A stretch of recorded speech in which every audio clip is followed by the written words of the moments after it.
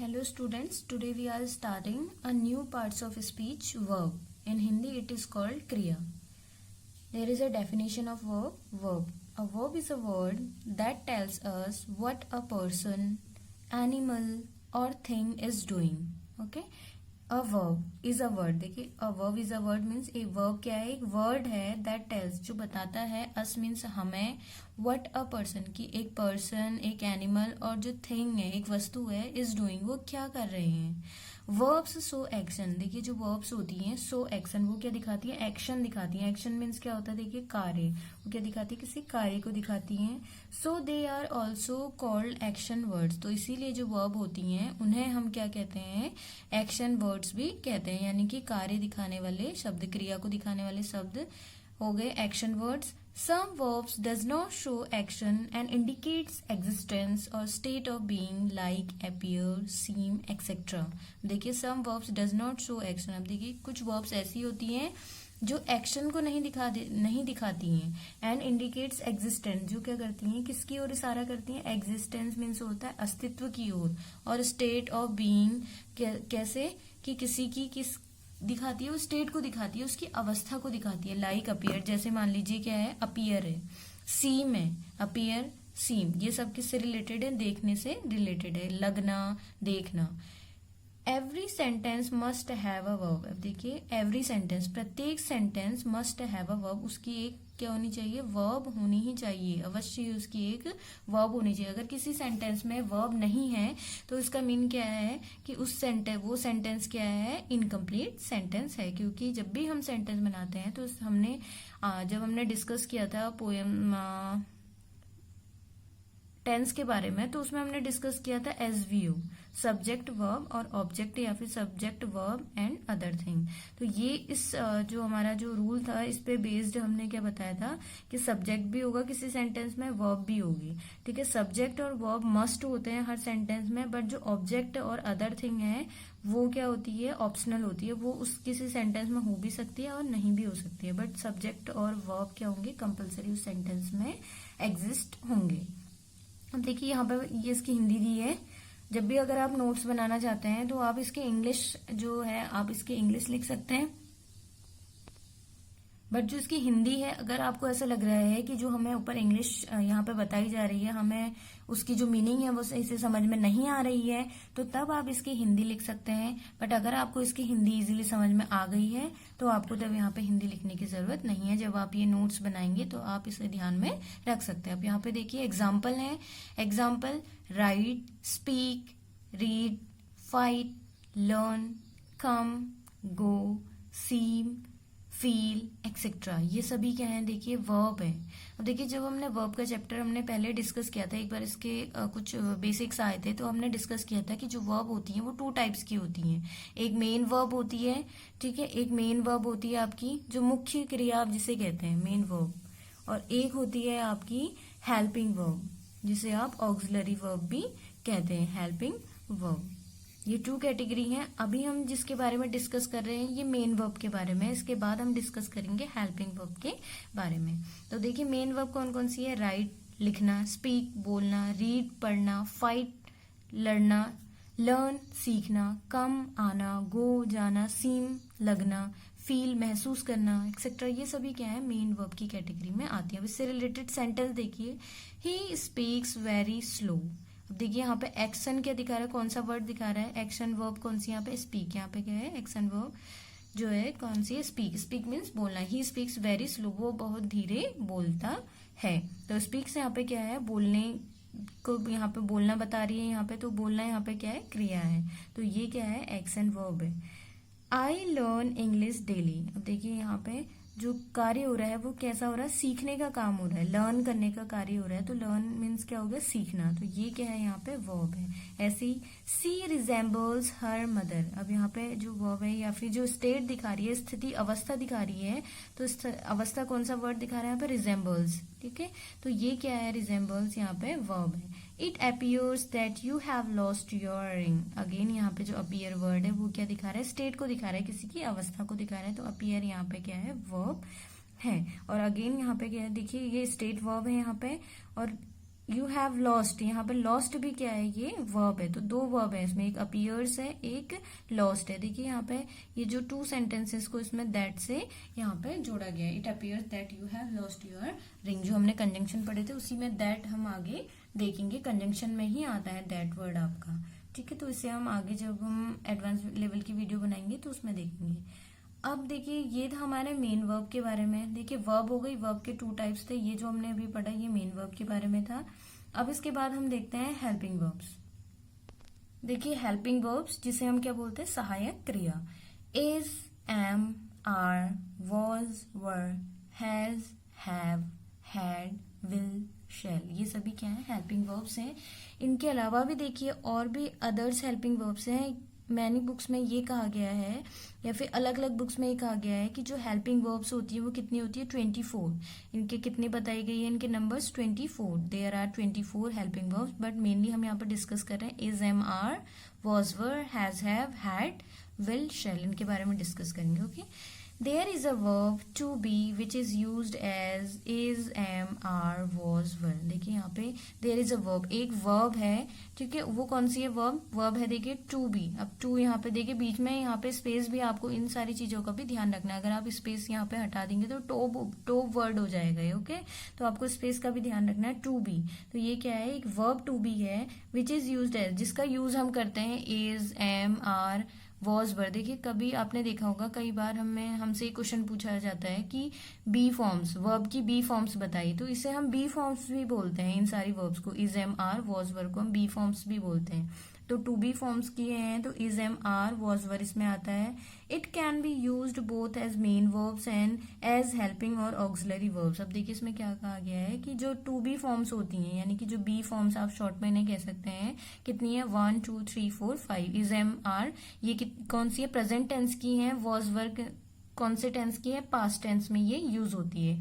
तो it can be used, इनका use होता है बोथ एज मेन वर्ब, इनका यूज मेन वर्ब के रूप में एंड एज हेल्पिंग वर्ब और auxiliary verb. Okay, helping verb के रूप में भी इनका यूज होता है। हेल्पिंग वर्ब का सेकंड नेम ऑक्सिलरी वर्ब्स है। तो यानी कि ये कुछ वर्ब्स ऐसी हैं, 5 वर्ब्स ऐसी हैं जिनका यूज हम मेन वर्ब और हेल्पिंग वर्ब दोनों के रूप में हम इनका यूज कर सकते हैं। It's simple meaning is to be और बी समथिंग, ठीक है। इसका मतलब होता है कि इसकी जो मीनिंग ये होती है कि टू बी कुछ होगा और बी समथिंग यानी कि कुछ। देखिए बी जो यहाँ पे वर्ड है आपको होने से, होना, हिंदी में आपने एक वर्ड सुना होगा होना, तो होने से रिलेटेड ये यहाँ पे वर्ड है। तो कुछ भी होने से रिलेटेड, इसे हम इन वर्ब्स की मीनिंग हम समझते हैं। अब देखिए ही इज अ बॉय, अब देखिए ही इज अ बॉय, वो क्या है, लड़का है। तो होना यहाँ पे है वो भी, तो है क्या दिखा रहा है, इज यहाँ पे वर्ड दिखा रहा है। सी इज अ गर्ल, वो लड़की है। Another helping verbs has, have, had. देखिए कुछ यहाँ पे अदर हेल्पिंग वर्ब्स भी हैं, उसमें has, have, had can also be used both as main verbs and as helping verbs. अब देखिए हैज, हैव, हैड ये 3 टाइप्स जो वर्ब है यहाँ पे, ये क्या है, 3 वर्ब्स है यहाँ पे। इनका यूज भी हम मेन वर्ब के रूप में और हेल्पिंग वर्ब के रूप में यूज कर सकते हैं। Here we are learning it's simple use which denotes position. देखिए यहाँ पे वो बता रहे हैं कि हेयर वी आर लर्निंग, यहाँ पे हम कुछ सीख रहे हैं, इट्स सिंपल यूज। इनका सिंपल यूज जब ये क्या दिखाती है, पोजीशन को दिखाती है, यानी कि अधिकार को दिखाती है। देखिए मान लीजिए आपने एक सेंटेंस बोलना है कि मेरे पास 5 पेन है, मेरे पास 5 पेन्स हैं, तो आप क्या बोलेंगे, आई हैव 5 पेन। तो यानी कि पोजीशन दिखा रहा है कि वो जो 5 पेन्स है वो किसकी है, आपकी है। पोजीशन आपको पता है, पोजीशन जो वर्ड है वो किससे दिखाता है, अधिकार, जो हिंदी में आप जिसे अधिकार बोलते हैं उस वर्ड को ये शो करता है।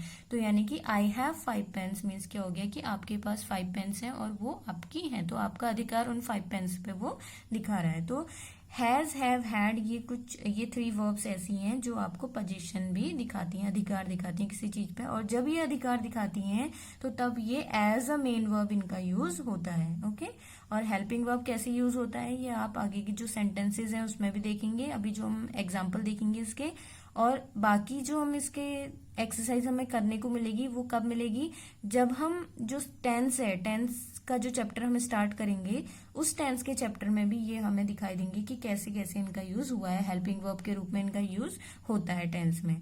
बट जब पोजीशन दिखाएंगे, अधिकार दिखाएंगे, तो तब ये हैज, हैव, हैड के रूप में इनका यूज होगा। अब देखिए यहाँ पे क्या है, इनकी हिंदी मीनिंग दी गई है यहाँ पे।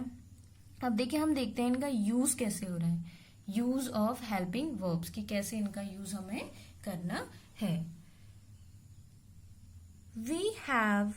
We give below a table to understand the use of helping verbs as per tense and persons। अब देखिए यहाँ पे we give below मीन्स होता है नीचे, ठीक है। we give हम दे रहे हैं, वो बोल रहे हैं कि हम दे रहे हैं नीचे, हम देते हैं below नीचे। below मीन्स क्या हो गया, नीचे।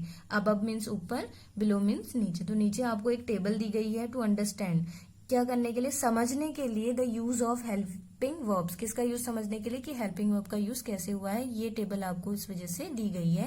As per tense and person, उसमें क्या दिखाया गया है कि टेंस के अकॉर्डिंग और जो आपके पर्सन्स होते हैं उनकी अकॉर्डिंग कैसे आप हेल्पिंग वर्ब्स का यूज कर सकते हैं। पर्सन्स हमने डिस्कस कर लिए थे, ओके। टेंस में कैसे है, ये हमने एक बार जो उसका रेंडमली हमने टेंस भी कंप्लीट किए हैं जब हम पोएम के जो चैप्टर कर रहे थे, जब हम पोएम्स कर रहे थे, ठीक है, कौन सी बुक में, 12th क्लास में जो हम पोएम्स कर रहे थे, तो उसमें हमने ये देखा था कि कैसे जो हमारे पोएम्स की समरी है उसे हम इंग्लिश में कैसे ट्रांसलेट कर सकते हैं with the help of tense की हेल्प से। तो तब भी हमने ये डिस्कस किए थे। तो यहाँ पे पर्सन्स देखिए 3 टाइप के पर्सन्स होते हैं, आपको पता है, first person, second person, third person. अब देखिए फर्स्ट, सेकंड, थर्ड पर्सन आपको दिखाया गया है। थर्ड पर्सन में सिंगुलर और प्लूरल आपको यहाँ पे शो हुए हैं। तो ये पर्सन तो 3 ही है, फर्स्ट, सेकंड और थर्ड। थर्ड पर्सन की 2 कैटेगरी है, सिंगुलर और प्लूरल। सिंगुलर आपको पता है अगेन एक वचन, प्लूरल बहुवचन। ये पर्सन्स है। यहाँ पे आपको सब्जेक्ट दिए हैं, देखिए आई, यू, ही, शी, इट, और यहाँ पर राम मतलब किसी का नेम है यहाँ पे, ठीक है। यहाँ पे किसी गर्ल्स का नेम भी हो सकता है, अभी यहाँ पे क्या है, बॉयज का नेम है, तो आप यहाँ पे किसी गर्ल्स का नेम भी मान सकते हैं। थर्ड पर्सन प्लूरल में आता है वी, दे और मोर देन वन, ठीक है, यानी कि एक से ज्यादा कोई भी है यहाँ पे, पर्सन भी हो सकता है, थिंग भी हो सकती है, तो उनके लिए क्या आएगा, थर्ड पर्सन प्लूरल का यूज होगा। तो ये हमारे सब्जेक्ट है। मान लीजिए अगर हमारे पास एक सब्जेक्ट है आई, ठीक है, आई क्या है, फर्स्ट पर्सन है, आपको पता है आई है। आई के साथ हम कौन सी वर्ब का यूज करेंगे, helping verb of present tense. देखिए यहाँ पे क्या है, ये इसमें जो वर्ब्स यूज की गई है प्रेजेंट टेंस में इनका यूज होता है। Helping verb of past tense, इसमें पास्ट टेंस की हेल्पिंग वर्ब का यूज हो रहा है। Helping verb of future tense, इसमें helping verb of future tense का यूज हुआ है कि जो भी आपकी हेल्पिंग वर्ब्स हैं उन्हें फ्यूचर टेंस में आप यूज करते हैं, वो यहाँ पे आपको शो की गई है। तो अब देखिए स्टार्ट करते हैं। आई के साथ प्रेजेंट टेंस में कौन सी वर्ब यूज होगी, हमारी हेल्पिंग वर्ब की बात हो रही है, ओके। कौन सी हेल्पिंग वर्ब यूज होंगी, एम और हैव, ओके। आई के साथ एम और हैव का यूज होगा। पास्ट टेंस में आपका यूज होगा आई के साथ वॉज एंड हैड का। अब देखिए कई बार आपको दिखाई देता है आई के साथ हम वर का यूज भी करते हैं, WERE वर, ठीक है। किस टाइम करते हैं, देखिए इसकी भी एक अलग कंडीशन है। जो वर्ड होती है ये आपको कंडीशनल जो सेंटेंसेस होता है उसमें आपको ये देखने को मिलती है। तो आई के साथ अगर वर्ड का यूज हुआ है तो इट मीन्स वो क्या है, कंडीशनल सेंटेंसेस हैं, ओके, कंडीशन दिखा रहे हैं। तो वहां पे कंडीशनल सेंटेंसेस में हम आई के साथ वर्ड का यूज करेंगे। तो अभी हम जो सिंपली सेंटेंस है, जो सिंपल सेंटेंसेस हैं उसमें हम आई के साथ वॉज का यूज करते हैं। पास्ट टेंस की बात हो रही है, ओके। आई के साथ पास्ट टेंस में ही हैड का यूज करते हैं। अगर परफेक्ट टेंस की बात हो, आपने टेंसेस अगर आपको आते हैं, बेसिक टेंस भी अगर आपको आते हैं तो आपको इजीली समझ में आ रहे होंगे कि हैड जो की वर्ब है, हेल्पिंग वर्ब, किस सेंटेंस में उसका यूज होता है। अब देखिए helping verb of future tense, I के साथ विल का यूज होता है, कई बार आई के साथ शैल का यूज भी होता है। अब देखिए पहले हमने आपको बताया था जब हमने टेंस कर रहे थे तो आई के साथ पहले क्या होता था, शैल का यूज होता था, बट अब हम देखते हैं कि आई के साथ हम विल का यूज कर रहे हैं। यू, देखिए सेकंड पर्सन यू है, यू के साथ प्रेजेंट टेंस में आर एंड हैव का यूज होगा। अगर पास्ट टेंस में है तो यू के साथ वर का यूज होगा और हैड का यूज होगा। अगर आपके फ्यूचर टेंस की बात हो रही है यू के साथ, तो यू के साथ किसका यूज होगा, विल का यूज होगा। अब देखिए third person singular, he, she, it, Ram, अगर किसी से कोई क्या है यहाँ पे सिंगुलर पर्सन है, सिंगुलर कोई एक, यहाँ पे किसी एक व्यक्ति के बारे में, वस्तु के बारे में बात हो रही है, तो यानी कि यहाँ पे उसके साथ किसका यूज होगा, इज का यूज होगा। प्रेजेंट टेंस की बात हो रही है और हैज का यूज होगा। बट अगर वो पास्ट टेंस में यूज हो रहा है, ठीक है, ही, सी, इट, राम, तो उसके लिए क्या यूज होगा, वॉज का यूज होगा और हैड का यूज होगा। अब देखिए यहाँ पे भी हैड का यूज हो रहा है, यहाँ भी हैड, यहाँ भी हैड, यहाँ भी हैड। क्यों, क्योंकि आपको पता है जब हम परफेक्ट टेंस में यूज करते हैं पास्ट परफेक्ट, हैड जो वर्ब है वो पास्ट परफेक्ट है, तो पास्ट परफेक्ट में हम क्या यूज करेंगे, हैड हैड हैड, हम सभी जितने भी हमारे सब्जेक्ट हैं उन सभी के साथ हम हैड का यूज करते हैं। ये आप जब परफेक्ट टेंस पढ़ेंगे पास्ट परफेक्ट तो उसमें आपको ये समझ में आ जाएगा। अब देखिए हेल्पिंग वर्ब सिंगुलर के साथ ही, थर्ड पर्सन सिंगुलर के साथ ही हेल्पिंग वर्ब फ्यूचर की कौन सी है, विल, इसमें हम विल का यूज करते हैं। अब देखिए थर्ड पर्सन प्लूरल की बात करते हैं, वी दे बॉयज, यहाँ पे यानी कि मोर देन वन की बात हो रही है। देखिए हम अगर हम कहते हैं तो यानी कि हम मीन्स एक पर्सन की बात तो नहीं हो रही है, हम बोल रहे हैं तो यानी कि हम वहां पे वन, मोर देन वन की हम वहां पे बात कर रहे हैं। तो दे मीन्स होता है वे या फिर वे लोग हिंदी में, तो वे लोग या वे से भी हमें पता चल रहा है कि वो एक नहीं है। बॉयज, बॉयज से भी पता चल रहा है आपको। देखिए बॉय अगर बात होती तो वो सिंगुलर होता, बॉयज कहा है तो ये क्या है, प्लूरल है, मोर देन वन बॉय की यहाँ पे बात हो रही है। तो हेल्पिंग वर्ब प्रेजेंट टेंस में हम यूज करेंगे are and have. Helping verb past tense में हम करेंगे were and had. Helping verb future tense में हम करेंगे विल का यूज करेंगे। अब देखिए यहाँ पे भी हैड सभी के साथ सेम था, विल सभी के साथ सेम है, बट यहाँ पे क्या है, शेल का यूज भी होता है मोस्टली आई के साथ, ये यहाँ पे कह रहे हैं। और देखिए यहाँ पे जो ऑब्लिक यहाँ पे आपको दिखाया गया इसका मीनिंग है कि विल और शेल का दोनों का यूज हम कर सकते हैं। अब दोनों का मीन्स यहाँ पे ये नहीं है कि आप एक ही सेंटेंस में दोनों का यूज कर रहे हैं। इसका मीनिंग क्या है कि उस सेंटेंस की मीनिंग पे डिपेंड करता है कि हम विल का यूज करेंगे या शेल का यूज करेंगे, क्योंकि विल और शेल का यूज करना क्या है, ये हमें दिखाएगा किस चीज के बारे में। मॉडल्स भी हम इन्हें बोलते हैं, शेल, शुड, विल, वुड, ठीक है। तो ये क्या है, ये वहां पे हमें समझ में आ जाएगा। क्यों? क्योंकि जो हमारे मॉडल्स हैं वो भी किसके कैटेगरी में आते हैं, हमारी जो ग्रामर, हमारा जो सब्जेक्ट है उसी के अंदर वो आते हैं। तो ये था हमारा वर्ब का चैप्टर जिसमें हमने मेन वर्ब और हेल्पिंग वर्ब के बारे में डिस्कस किया।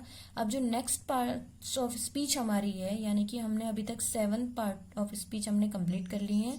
अब जो लास्ट हमारी पास्ट ऑफ स्पीच है, देखिए जो हमारी लास्ट वाली जो पार्ट्स ऑफ स्पीच है उसमें हम ये डिस्कस करेंगे कि प्रीपोजिशन के बारे में हम वहां पे डिस्कस करेंगे। तो ये हमारी 8 कंप्लीट हो गई, 7 कंप्लीट हो गई है, 8 हम जो टुमारो है वो we will start in tomorrow. Okay, if you like our videos and like, share and comment, and if you have any query related to videos so you can message on comment box, so we will try to give our best. Okay, thank you.